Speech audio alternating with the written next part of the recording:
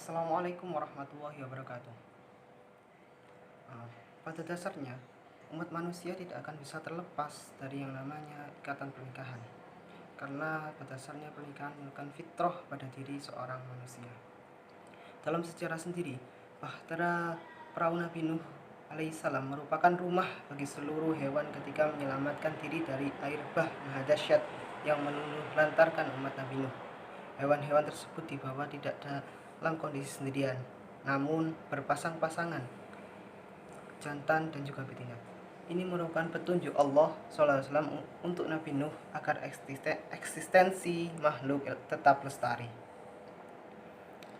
Dinyatakan dalam Al-Quran bahwa Allah menciptakan makhluk berpasang-pasangan. Jika Allah memberi petunjuk kepada Nabi Nuh agar membawa hewan berpasang-pasangan, hal ini tentu mutlak bagi manusia sebagai makhluk termulia ciptaan Allah.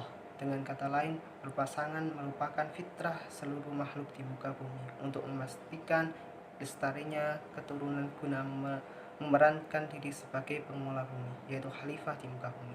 Syariat menjelaskan bahwa maksud berpasangan ialah antara laki-laki dan perempuan, jantan dan juga betina. Bahkan dorongan berpasangan sudah lahir sejak kecil. Hal ini karena mendambakan pasangan merupakan fitrah manusia sebelum dewasa dan dorongan yang sulit dibendung setelah dewasa.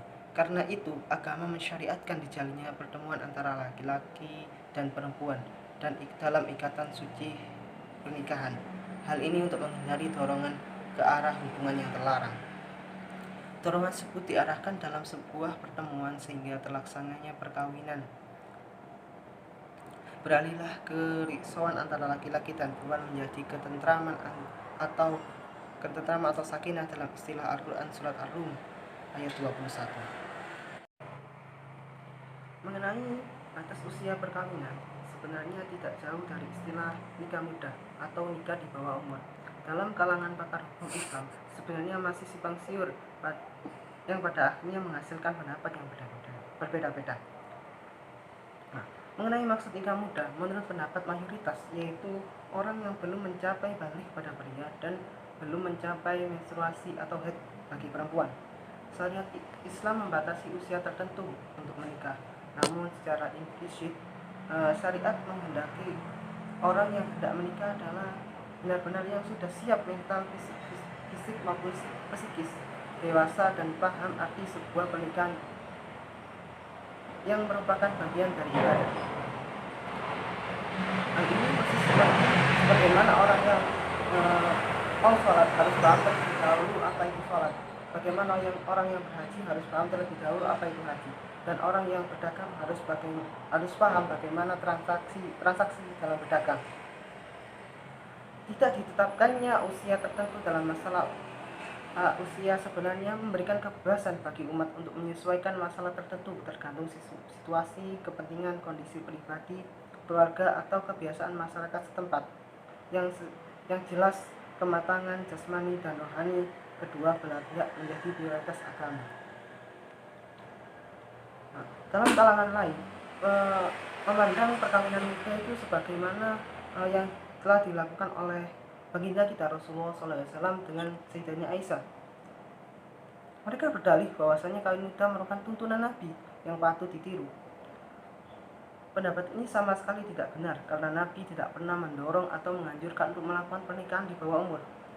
Akad pernikahan antara Rasulullah dengan Sayyidatina Aisyah yang kala itu baru berusia sekitar 10 tahun tidak bisa dijadikan sandaran dan dasar pegangan usia perkawinan dengan alasan sebagai berikut. Pertama, perkawinan itu merupakan perintah Allah sebagaimana sabda Rasulullah, "Saya dibelahkan wajahmu ya Sayyidatina Aisyah." Dalam mimpinya sebanyak 2 kali, malaikat membawamu dengan kain sutra dan indah dan mengatakan bahwa ini adalah istrimu. Yang kedua, Rasulullah sendiri sebenarnya tidak berniat berumah tangga kalau bukan karena desakan para sahabat lain yang diwakili Sayyidina Khalwan bin Hakim yang masih merupakan kerabat Rasulullah, di mana beliau melihat betapa Rasulullah setelah wafatnya Sayyidatina Khadijah sangat membutuhkan pendamping dalam mengembangkan dakwah Islam. Yang ketiga, perkawinan Rasulullah SAW dengan Sayyidina Aisyah memberikan hikmah yang penting dalam dakwah dan pengembangan ajaran Islam dan hukum-hukumnya, dan berbagai aspek kehidupan, khususnya dalam berkaitan dengan masalah keperempuanan, dan yang banyak para kaum perempuan bertanya kepada Nabi melalui Sayyidina Aisyah. Mengenai batas usia perkawinan dalam perspektif HAM, dalam pengaturan HAM internasional tidak membatasi usia kawin seseorang, namun secara tersurat dalam Konvensi Hak Asasi pada pasal 1 yang menunjukkan bahwa yang dimaksud anak dalam konvensi ini adalah setiap manusia yang berusia di bawah 18 tahun, kecuali berdasarkan undang-undang yang berlaku bagi anak-anak tertentu bahwa usia dewasa tercapai lebih awal. Diberikannya wewenang bagi setiap negara dalam membatasi ini membuat Indonesia merevisi ulang usia perkawinan bagi perempuan dengan mempertimbangkan kondisi kultur dan budaya, karena dengan ketentuan ini dapat diambil kesimpulan juga bahwa Indonesia menetapkan batas usia kawin adalah 19 tahun bagi laki-laki dan perempuan. Ini sesuai dengan Undang-Undang tahun 2019 pasal 16 yang ganti dari Undang-Undang nomor 1 tahun 1974. Terima kasih, itu dari saya, semoga menjadi manfaat bagi para semuanya. Assalamualaikum warahmatullahi wabarakatuh.